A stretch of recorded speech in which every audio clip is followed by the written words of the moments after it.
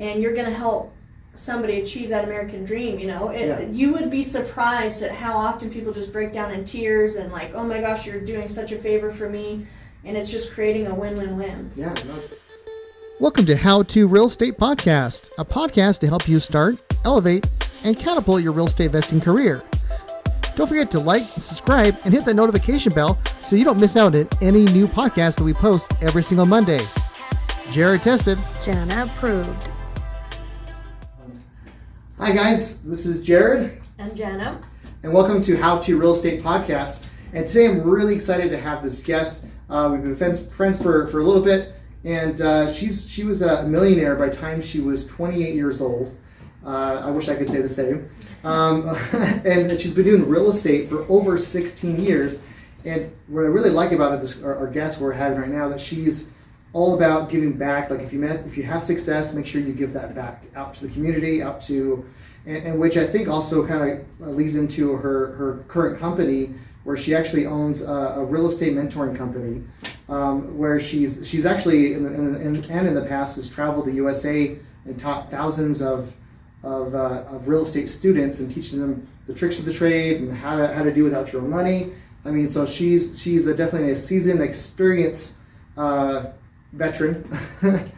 Tiffany Barnes. I forgot your last name for a half a second. It's okay. I apologize. You're fine. But yeah, so Tiffany, welcome to the podcast. Really Thank appreciate you for being here. having me. That's awesome. Thank you. Yeah.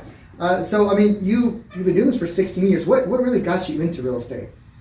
Nobody in my family owned their own home, and I always had this dream as a little girl of owning my own home. I remember my dad saving up a ton of money trying to get us into even like a mobile home. Yeah. And he had to use that money for the divorce when my parents divorced. And I remember just seeing how heartbroken that he was, and I just had this dream one day I'm going to have my own house. Like I thought that was the ultimate thing, right? Not to get a car and get a job and all that. It was to have a house. Yeah. And so I think it started at a young age for me.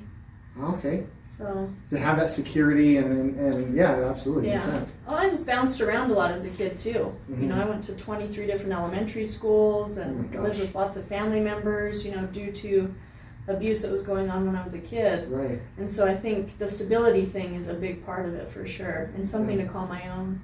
So. Right. That's incredible. Yeah. So you've had a hard childhood, sounds like, and then you've been able to turn your life around. Well, essentially make your life the best that you can, and being a millionaire or really doing over $1 million in sales, and by the time you're 28, that's incredible.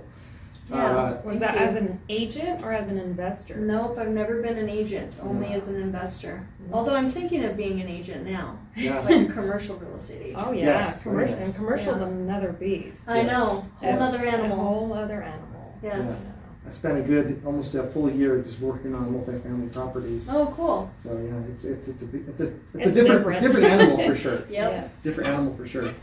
That's awesome. So when you started out, 16 years ago, I'm assuming you kind of found a mentor along the way and kind of helped you out a little bit, and then you were off to the races. So what was some of the first type of? I always like to kind of see how people started, the progression. So what was your first types of transactions you used to do, and how did you get that going? So, if I may, I want to tell you a quick story about how I got my mentor when I first started. Yeah. So, I was working at Frontier Pies as a waitress, and I had this guy that kept coming in who was a real estate investor. The reason I knew that is because, when you're a waiter or a waitress, you're dropping off the food or the water, and you'll notice the conversations that are taking place. Well, every time this guy came in, his name was Matt Matson, I kid you not. Matt Matson. His mom wanted to forget the first or last name. But he'd always come in with his suspenders on and his cufflinks, and he would always bring his clients there. And one day I got some gumption, and I just said, hey, you're always talking real estate, what do you do? He says, well, I'm a real estate investor / mentor. And the light bulb goes off. Sweet, I've always wanted to get into real estate, and how can I do that? And he was, well, I charge $10,000 for my mentoring program.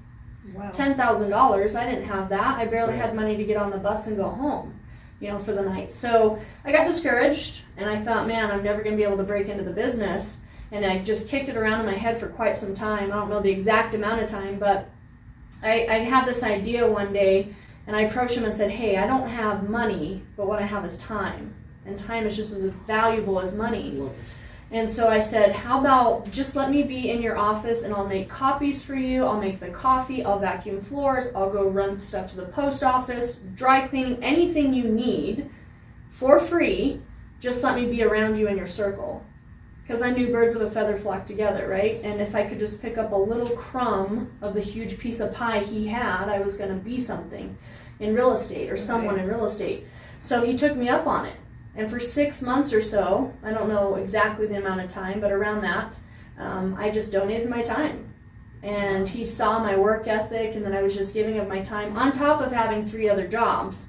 Oh So, I was giving him an hour here, 2 hours there, whatever I could. And he showed me how to do something called a lease option, a sandwich lease option. And he always told me this. I think it was Warren Buffett that originally said this, is I own nothing, but I control everything. Yeah. And so he helped me realize the value of having control over a property. Even though you may not have the skin in the game, the fact that you have the control over it, meaning the contract, that can make you a ton of money. Of course. And so he showed me, showed me how to do that. And my first transaction was down in Provo. And so, and I always call them transactions, not deals, because deals just makes me feel like I'm a used car salesman. That's Right. just me. That's just me. where you're coming from. I teach my students never to say deals, always say transactions. So can I go back just a little bit, because you said something that was kind of hit home for me personally. Like, so you were, and I find it fascinating. So you're working 3 jobs, you said, right? Yep. And so you're willing to share your time to get there. So you didn't have $2,000, but you found a way to get that mentor to work for him for free, effectively. So you wanted, because I think that one of the biggest mistakes people make when they're looking for a mentor is like, well, okay, teach me what to do, and like they don't offer anything in return. It's just like, I just want spend your time and energy, teach me, and then maybe something will happen. You know what I mean? So I think you, like, the way you approached it was genius. I mean, so how much, if you don't mind me asking, how much time did you spend a week, per se, like just doing his errands or doing whatever, to provide that value? I'm just curious. Man, it got to a point where, so I was going to the University of Utah on a scholarship, and it got to the point where I wasn't making my grades, and I was on an academic scholarship. Yeah. So instead of doing homework, I was going to help him.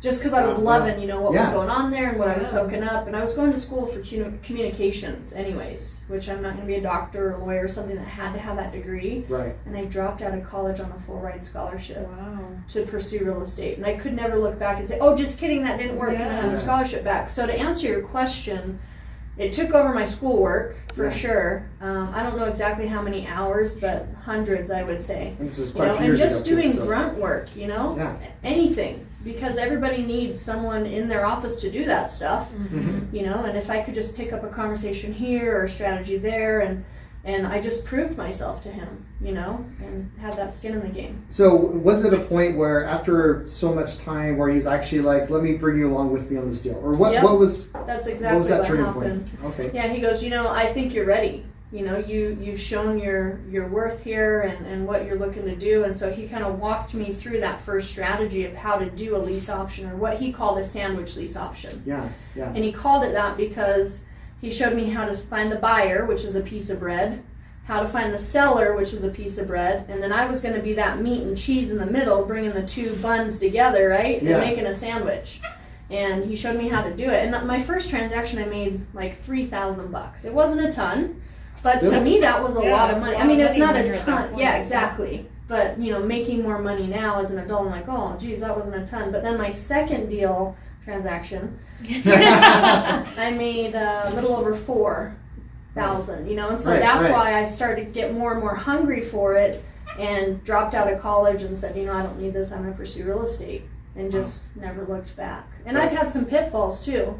Well, I bet. 2008. I got involved in a builder blowout. You know what that is? So when they were going to build, but then just when everything crashed, it stopped, right? Yes. So we came in, we pulled our money together, a group of investors, and we were going to do these cookie cutter homes down in Cape Coral, Florida. And I lost probably $30,000, and my best friend, who's a single mother, lost $30,000, and I got her into this. Oh. She thought that I was purposely putting her into a transaction that was no good. I paid her back her money personally. Nobody ever paid me back, you know. But that was probably my worst year, was 2008 into 2009. Right. I think So. anyone that's been in the game could probably say the exact same Yeah. thing. Yeah. As far as like worst years Yeah. go. Wow. Yeah, and I say that because people think that real estate is rainbows and roses, and it's not. No. It's not for the faint of heart. You have to be resilient. My Mhm. favorite word of all time. You Yeah. have to be resilient Right. to be successful. I've lost over $50,000 in one deal, Wow. and it wasn't because of the market, because of my stupidity. Okay. So I paid additional $50,000 for my education. Wow. Well, Yeah. It cost was, of education I or learned ignorance, a either lot. way. I learned a lot. Yeah. But, wow, that's fascinating. So so you started. You got the mentor, and he taught you how to do lease the sandwich lease option. So can you explain a little bit, kind of more in depth and detail, for people that have no idea what even a lease? Well, better. How about you explain what a lease option is, and then what's the difference between the sandwich lease option as opposed to just a regular Sure.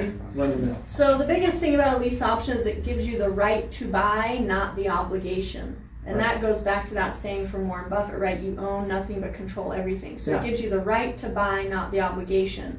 It allows you to purchase a property at a predetermined price within a certain amount of time. And I have this litmus test that has to be win-win-win situations, right? And with these sandwich lease options, the first question you got to ask is this a good transaction for me?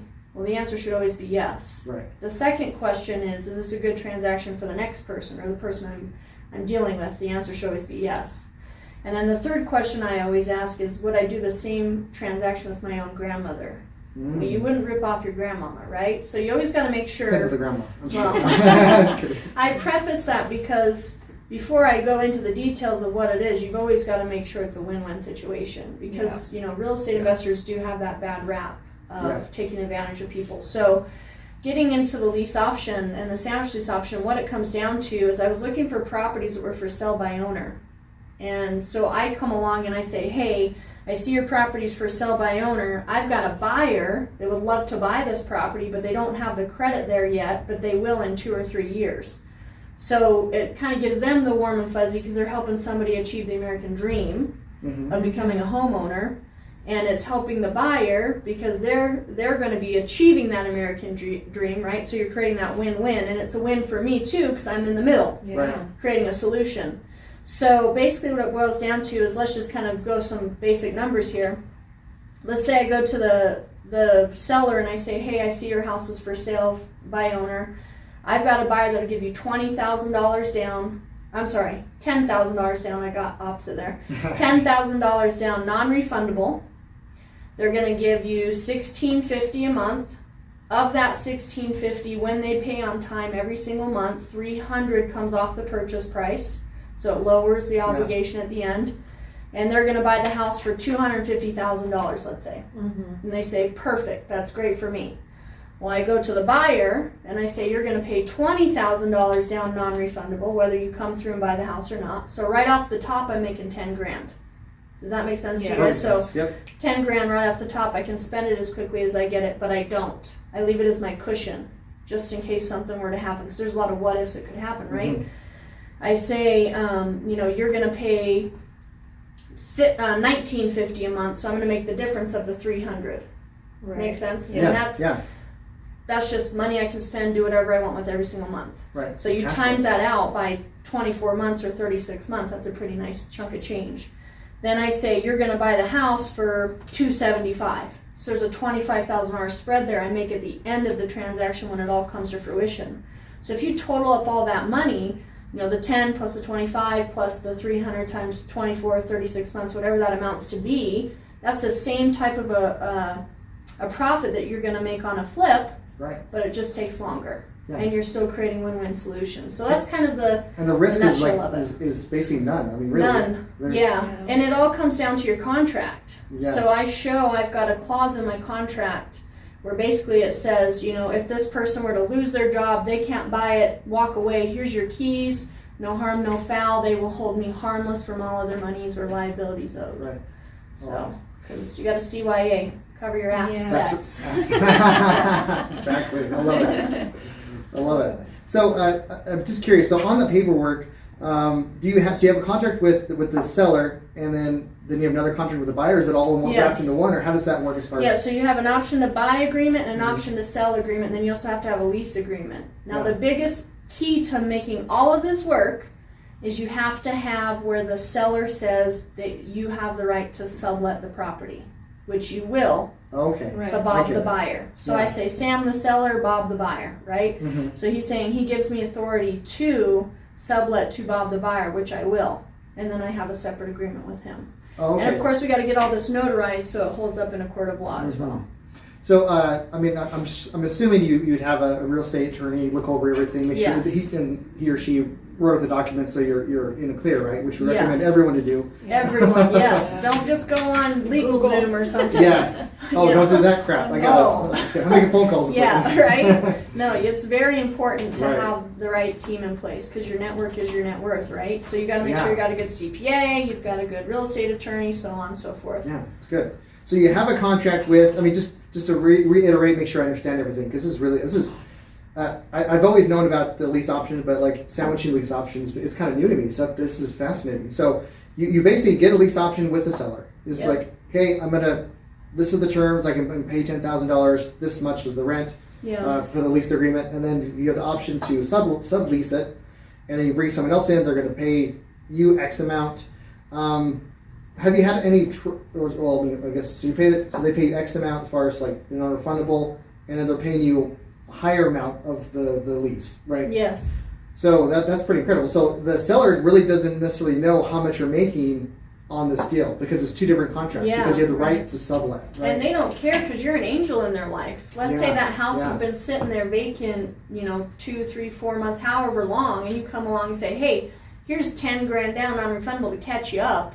And maybe they own it free and clear. Maybe that's just money in their pocket. Yeah. And you're going to help somebody achieve that American dream, You would be surprised at how often people just break down in tears and like, oh my gosh, you're doing such a favor for me. And it's just creating a win-win-win. Yeah, no, it's amazing. And now, on the example you used, they're paying $1,600 a month, and so much of it's going to go down to the actual principal. Yep. Is that $1,600 a month higher than average rent, I'm assuming, right? Or is it about the same as a normal rent? So I'll use Rentometer. Have you ever used that? Rentometer, just to see what the average rents are, and then I'll go up $100 or so. I mean, you don't want to be gouging people, obviously. But the biggest thing to that, in your contract it says, should they be behind on a payment even 1 day, all the credits up until that point go away. Okay. So maybe they're at like month 20 and they only have 4 months left and they miss the payment by 1 day, no matter what the reason is, because you're going to have all the payments go through an escrow company, so you're not touching them. Right. And basically what it says is all those 20 months times $300 a month you were getting, that's gone. You don't get that credit anymore. So it's advantageous for both parties to do that, but it also incentivizes them to pay on time. Right, of course. So it protects you that way. Have you had a lot of people, because sometimes maybe not intentionally, but things happen and they don't make a payment on time. Would you say the majority of them make the payments on time? Yes, they do make the payments on time. But remember how I told you that $10,000 I make up front, so I don't touch? That's my what if fund. So let's say Bob the buyer says, oh my gosh, my job just told me I have to relocate to Arkansas, and I have to be out by the end of the month and I can no longer buy this house or I'm going to lose my job, right? So what I can do is dip into that $10,000 to cover the next month's rent to still be solid with Bob the buyer.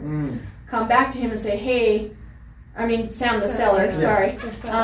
I say, hey, my Bob the buyer had an issue, he had to move out of state, whatever, but here's the good news. I've got another Bob the buyer that wants to give you another $10,000 down, non-refundable, and you start the clock all over again. And if they don't want to, then you just both walk away. Right. And you still made, the $300 a month plus the $10,000 up front. Now, could you do something in that scenario, since you have separate contracts? Now, let's just say in that scenario, it's been 20 months, there's only 4 months left over, and it's still a decent deal as far as like then I purchasing. Could go through with it. Right, that's the question. Yeah, so you could go through even regardless that Bob the buyer had to go move for work for whatever reason. And on the contract between you and Sam the seller, you don't have that clause. Because you're writing contracts to benefit you, right? Obviously, Sure. to protect yourself. So you're not going to have a clause if you're late a day, then you lose everything. Or is that part No, of that I clause put too? that in with Sam as well, so he Oh, has okay. that That's peace security. of mind. Yeah, Oh, wow. Right. but I don't ever default on it because I've got that She's little got 10 the grand cushion. cushion. Yeah. Okay, I get you. And if I never have to touch it, it's my cherry on top at the end of the term. Yeah. You no, know, so absolutely. then I go spend it. At the very end.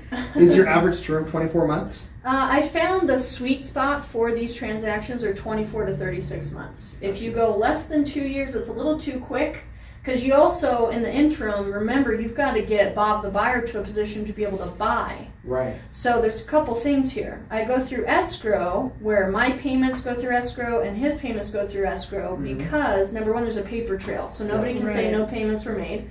But if he were to go to the Bank of America or whoever to get the home loan to refinance at the end of the term, basically what he does is he has them print out a statement saying he's made those payments on time up until this point, and that will help him get that loan for one. Yeah. But I also put him in touch with helping repair his credit.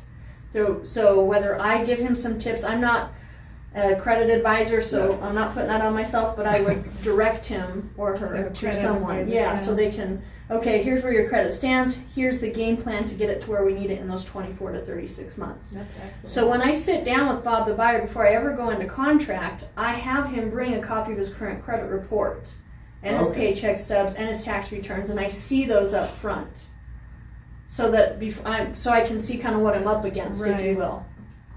So then from there, I'm like, okay, I can see that this can work, and we can get these things off of your credit, so on and so forth, and get you to a position to buy or refinance. Which you guys know, refinancing is so much easier than just getting a brand new So loan. it would be refinance considered, even though the title has never been. Well, it depends. I say that if it's free and clear from Sam the seller. Yeah. But if it's not, then obviously, if he's not the seller finance, then we'd have to do it the traditional way, not a refinance, just an actual buying. Yeah. Okay. Yeah.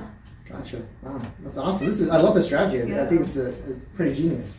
Yeah. And your mentor taught you this, and you were just like, "This is awesome." Yeah. Now, was that your main bread and butter? Was the lease option? That's how you got to the. That's how I started out, was seller finance and lease option transactions. My house I personally live in was first a seller finance, Oh, nice. because I didn't have the credit. You know, in my 20s, I screwed up my credit, and you know, I just wasn't in the best. I didn't learn financial fitness, is what I call it. Right. You know, my parents taught me not to pay bills and things like that. I'm like, oh, American Express, charge that up. Oh, I have to pay this now? Crap. Never mind. Yeah. So I had to do a 2-year seller finance on my personal home that I live in today, the first actual, you know, house that I ever bought for myself. And, you know, I had to learn the hard way not to mess up your credit. Yeah. Which I'm kind of thinking within Level Up Wealth Academy, not to go on a tangent, is No, you're good. to start showing kids, especially kids who are coming out of the foster care program, which goes hand in hand with my nonprofit, Yeah. showing them the financial fitness of how to not mess up their credit and how to build it and stuff like that. That's stuff they don't teach in schools. They don't, and they this doesn't happen. should. It Yeah. should be a Yes. class, right? Right. So, Should be a whole series of classes. yeah, I remember Jeez. walking on campus and Discover Card had one of those tents set up. Sign up for a credit Sign card, up, free yeah. t-shirt. I'm like, Yeah. I need a t-shirt, right? And then I go get a card, I'm like, oh, I have to pay this back. Yeah. So, That's almost predatory. I mean, it's just like ignorant kids, effectively. Yeah. You know, it's like, hey, here's a stream of credit. yeah. Yeah, if they don't know what's up, for sure. So, how did you find so many sellers that are willing to take the seller financing? What was your main road of finding these deals? Just driving for dollars. Good old I driving love for driving. dollars. Yep. Looking for properties that have that for sale by owner sign. Now I train people, you know, especially students who come through my course. I say, do you guys got teenagers at home? They love to be behind the wheel, Yeah. right? So pay Yeah. them, and don't pay them per hour, because they'll dilly-dally. yeah. Pay them per lead that they bring to you. So if they're bringing, you know, pay them $5 a lead, $10 a lead, whatever, Yeah. so they're more inclined to bring back as many as possible. So I'm at a different phase in my career now where I don't have to do that, Of course. but that goes back to creating win-win situations. You know, if you got a 16, 17-year-old kid at home, put them behind the wheel, show them what they need to be looking for, bring back some leads, and then you get on the phone and start calling them. Yeah. They're bird dogging for you. So, what do you say? I mean, when you're calling these people, you're able to look at their information and you give them a call. What are some things you actually start the conversation with? You know, I mean, a lot of people that are learning, Sure. they don't They're like, that's our fear. I would say, first of all, you say, hey, I see your house is for sell by owner. I'm an investor who helps people get into home ownership through a rent-to-own program. Would you be willing to consider a seller finance or a lease option scenario? And then just go from there. Right. And then once you kind of get them on the phone and get them listening to you, then you bring in the lunch ticket. Everybody loves meals, right? Wants some free food. So I say, you know what? I would love to take you to lunch and discuss this further with you one-on-one. You want to meet me at the Applebee's tomorrow at noon or whatever? Yeah. And it's also a business write-off. So win-win-win around the way here. But yeah, that's basically how it starts. Yeah. That's awesome. So I mean, the for sale by owners and empty homes, and I love that lunch ticket. That's awesome. It's a really good idea. Because it takes them out of that, out of the zone. They're not in their home feeling protected. And you can have a more open conversation with them, and they're willing to listen. And you can put pen to paper right then and there. Mm-hmm. Yeah. So bring your computer, bring a mobile printer. Let's go down the street to the notary, get this notarized. Or bring a notary. Yeah. And once that all goes into paper, by the way, so let's say I find Sam the seller first and I go into contract with him first, I give myself a due diligence period. So I give myself, there's an option consideration that has to be given, which an option consideration is anything of cash value. Doesn't have to be cash. I've seen people use cars, watches, whatever. In real estate, sometimes you got to get creative like that. Excuse me. So, you give the option consideration, and then you have 30 days due diligence. Now, during that 30 days due diligence, Sam the seller has to somehow grant you access inside his house, whether it's a little lockbox key thing, he meets you there, lets you in, whatever. That's when you're bringing your Bob the buyers through to physically see the property before you move along with this. And how do you find Bob so you're looking for distinct people that maybe they have $20,000 or whatever the amount is, right? So they have a decent amount of capital, which most people don't have, but their credit's bad, because that's the whole reason why they would want to use this option. So how do you find this narrow group of people that fit in that category? So when I was doing this, I was utilizing Craigslist like nobody's business. So I was doing daily Craigslist ads, and my ad went something like, investor has homes available, rent to own, $20,000 down, $1,650 a month, good credit, bad credit, all approved. And then that would just allow everybody to call me, and then I could weed through. And then there was more in there, but that was basically the first opening line. Yeah. And I would just weed through them. So I had what I called my golden book of buyers. I just have in those little pocket, like those little notebooks. Thank you. And I always keep it with me. And when somebody would call, I would write down their information, and I had 3 highlighters I'd have. So I'd have a yellow, a green, and a blue. So I knew if it was yellow, they had 90 days till they had to get into something. Like, oh my gosh, I have to get into something in the next 3 months. If it was a blue one, then I knew it was a 60 days or less. If it was a purple or whatever other color I said, then it would be 30 days. And so I knew when I was going through my list, when I'd see those colors, okay, this Bob the buyer has 30 days or less. So he's a priority. Not that I'd take the 90 days or less, not as a priority. Right. But it kind of helped me situate where people were versus Sam the seller. And you're basically just playing the matching game at a point. Right. So. Wow. So, I mean, did you ever have surplus of one or the other, like more Sams than Bobs? I would have more Bobs than Sams. Yeah. Sams are the hardest to get. Yeah, the properties themselves. So I'd have a ton of Bobs, and I would just be upfront with people. Let me see what I can do to meet your needs, and I have a whole script I give my students that they can go through. Like, let me, how many bedrooms, how many bathrooms, how quickly do you need to move? Just various questions like that. And then I would say, let me see what I can do to meet your needs, and I'll call you back in a day or two. And if I didn't find something, then no harm, no foul. I tried, right? Right. Yeah. And there's no loss on either end. Yeah. So the risk is zero. Yeah. And this is I love that. I love it though, because it's helping out. You're helping everybody out in the process. It's the buyer with bad credit wants to repair their credit and get into the house. Yeah. You're putting the two together with the sellers that need to get out of the property or just in a position that they don't want to be in. Yeah. I love it. So now it's been 16 years since you started. Would you say the best way to find Bob the buyer is still through like Craigslist or through Facebook ads or things like that? Yeah. Or what do you think is the best? Yeah. Does that still hold true? Sure. So as I mentioned, I'm not particularly doing these nowadays, but I'm still teaching my students this technique. And so I tell them, again, Facebook, Craigslist, word of mouth is huge too. I've had a ton of people come to me because they know I'm in real estate, and I'm sure you guys have had the same situations. So the more people know you do real estate and you're not a scammer real estate person, right? Then more transactions will come your way too, just from the way you conduct yourself in business. 100% agree. Yeah. It's building your brand effectively.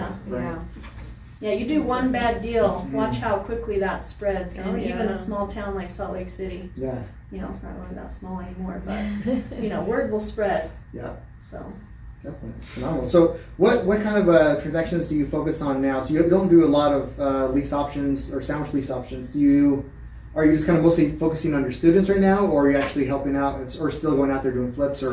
Me personally, I'm doing more vacation rentals and private money lending. Making money on my money.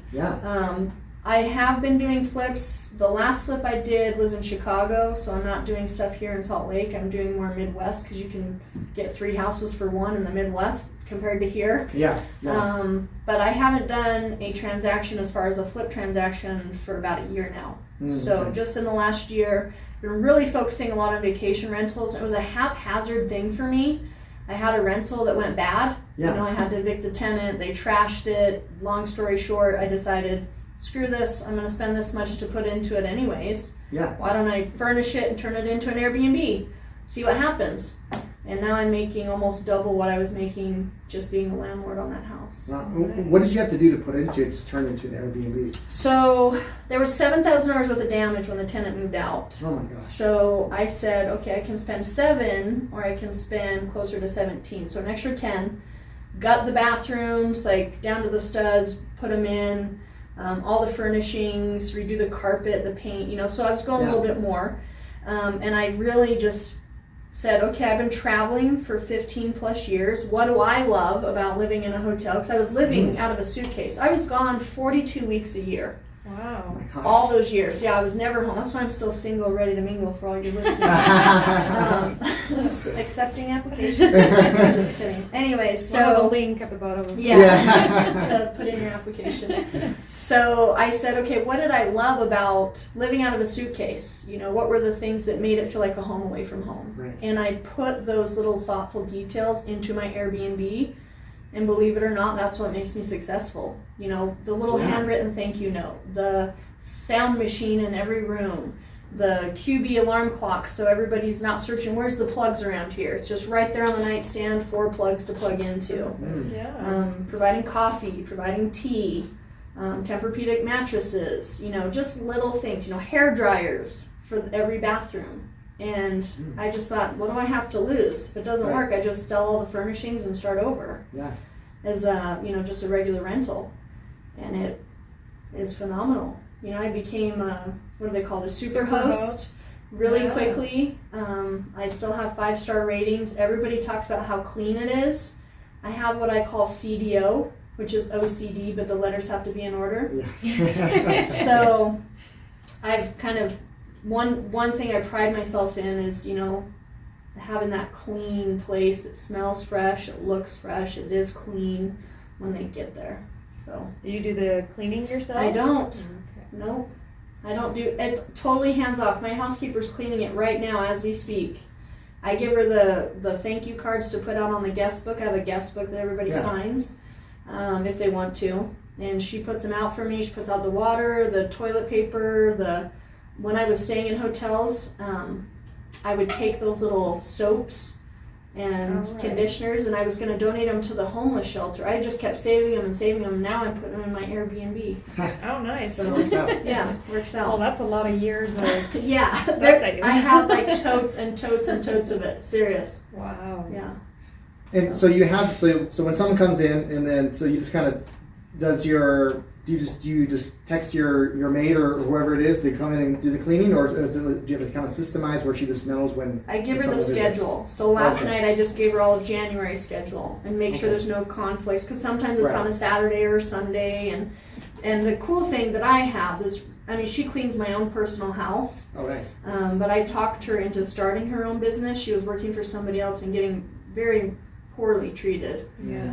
And so she started her own business. So I feel like she's got a loyalty to me there, if that makes sense. Oh, yeah, of course. She moves other houses around to accommodate me. So I know I've got it really good. Yeah. If I didn't have her, I probably wouldn't be as stress-free. Yeah. We'll say that.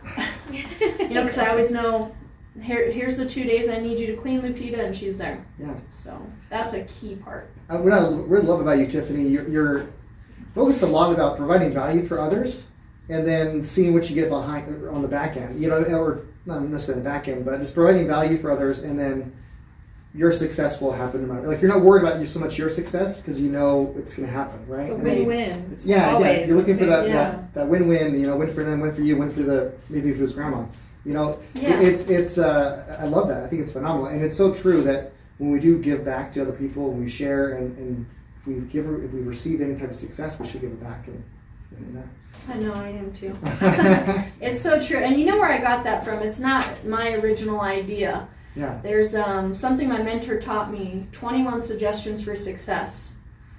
You can Google 21suggestions.com, and it gives you a list of 21 suggestions for success that can apply to any business. And the first suggestion is marry the right person.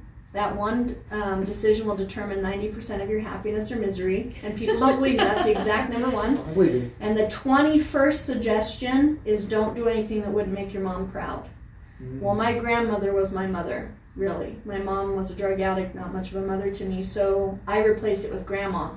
And so I applied that to my litmus test of those 3 questions. Is this a good transaction for me, for the other person, and would I do the same transaction with my own grandmother? That's phenomenal. So that's kind of where it stemmed from. Yeah. So I can't take all the credit. and that's a book, 21 Suggestions? It's just a list you can find online. It's by H. Jackson Brown. Okay. So just 21suggestions.com. We'll have a link in it. You should. One of them's like, be loyal, treat others the way you want to be treated. Just some of the basic things we all know, but it's really important. And you say creating value. That's also one of the suggestions in there, So I try to live by those. I have them in a few different places in my house, and it just keeps me accountable. What am I doing to be that way, and to be that person? Yeah. That's incredible. That's awesome. I love it. I'm gonna look it up, and we'll have a link in the show notes so y'all can take a look. So let me ask you something. If you were able to go back in time, let's just say go back 16 years, maybe even 17 years ago, and give yourself one word of advice, what would that be? Be resilient. Okay. Seriously, be resilient. The reason I say that, and I kind of was talking to you before the show about this, I put 76 offers out before I ever got a yes. Yeah. So I talk about that first 3,000 I made with my mentor, Matt. That wasn't just the first offer I put in got accepted. I put in 76 offers before I got that yes to make the 3,000. Yeah. And that's why I say it's not rainbows and roses, is had I have said after the 50th no, or the 25th no, or the 70th no, or the 75th no, oh, screw this isn't for me, I wouldn't be where I am today financially. Yeah. So I would say, looking back, that's a huge piece of advice for your listeners or anybody just getting into real estate, is you've got to be resilient, because that's where you're going to see the cream rise to the top too. It's a grind. It's a grind for sure. So what made you? I'm curious. So you were, early 20s, and you're getting 70. You had your 76th no. Yeah. I mean, what kept you going to do that last 76 before someone said yes? I mean, that's a lot of no's to get, and the vast majority of people won't get that far. Will not even get past the 20. So what kept you, and not even knowing it's real? Like for me, it was like I had plenty of no's. I don't think I probably had less no's than you when I first started, so I got lucky at first. So I got my first deal. But knowing that a lot of times we'll tell ourselves stories like this isn't real, it's not for you. What kept you going? 2 things.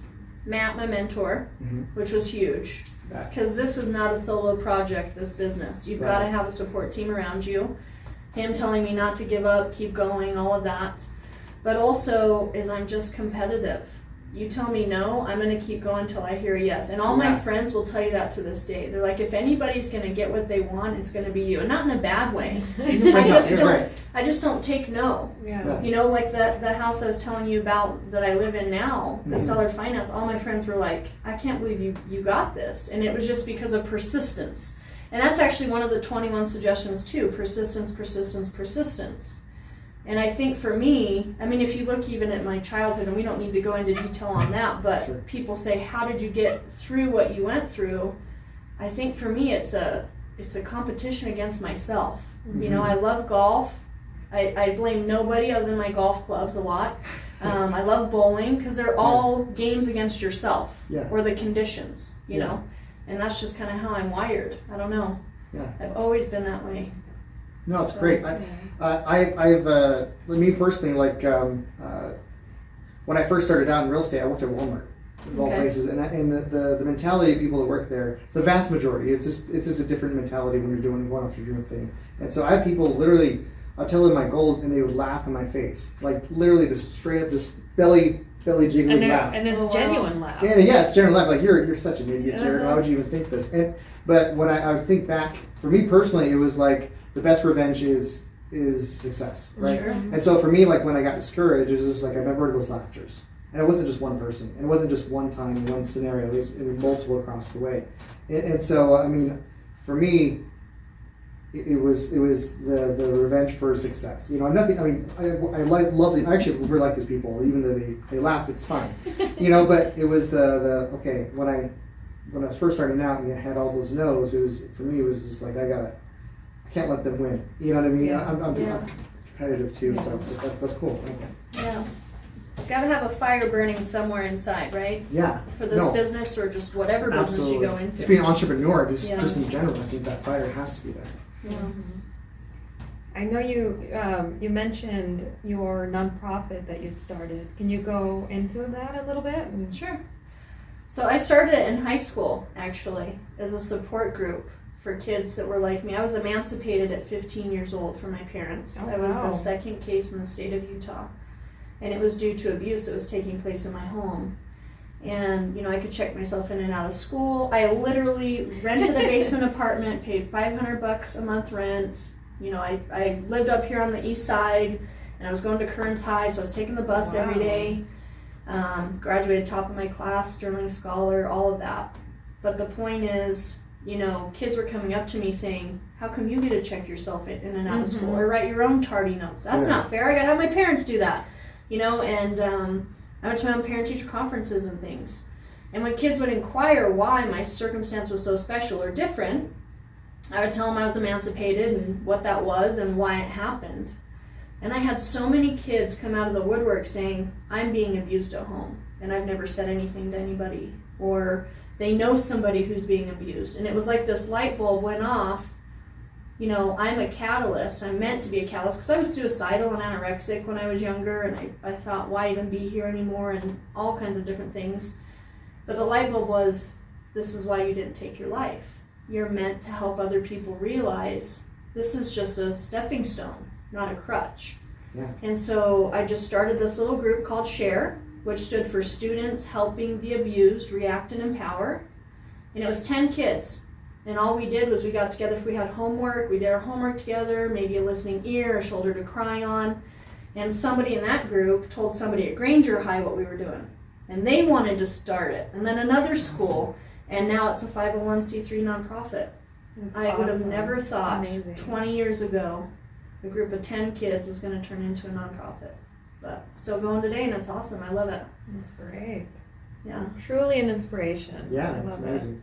You're changing lives in multiple fashions. I mean, people, like financially for helping people, like giving people homes and helping them learn how to do real estate, in addition to helping people that have been gone through trauma, you know. And there's been, I'm fascinated with psychologists in general. I'm studying to be a psychologist myself, and there's over 28 million people in the U.S., 11 million people in the U.S. that need some sort of mental health issues. They have issues that need to see someone.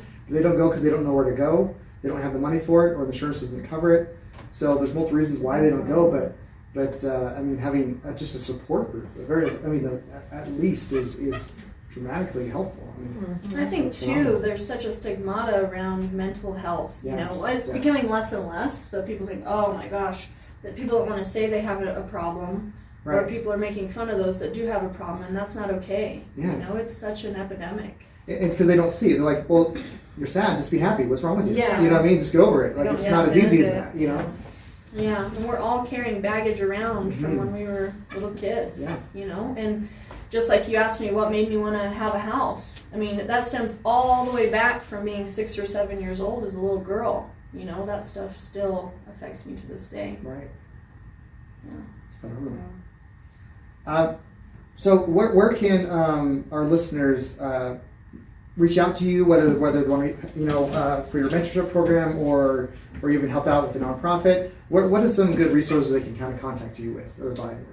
So I have levelupwealthacademy.com. That would be for my real estate mentoring. If they're interested in volunteering any time or, giving money or just being a part of the foundation, it's sharethemovement.org. So we kept the name SHARE. SHARE now stands for Sharing Hope for the Abused Through Resilience and Empowerment. So I want to share the movement to stop abuse. It's an epidemic. Yeah.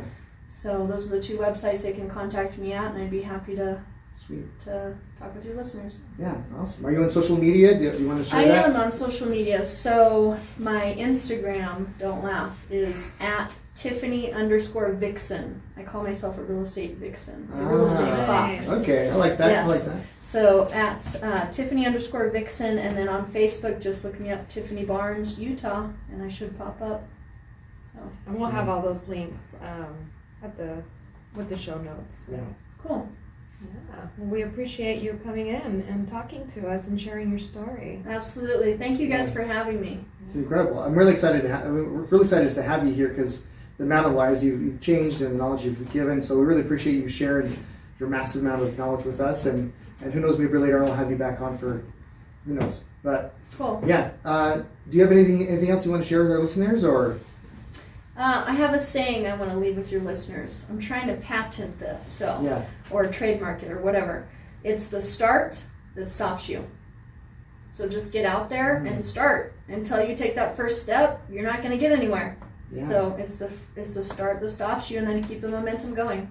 That's so true. That's awesome. It's people just they're afraid of starting because it looks so big to them. You know, it's that elephant they have to eat. Yep. So just start one bite at a time, one step at a time. I dig it. Love it. So. Awesome. Well, we appreciate it, and we hope you liked that podcast. Stay tuned for next Monday for a brand new podcast and a brand new guest. Make sure to like, subscribe, and share.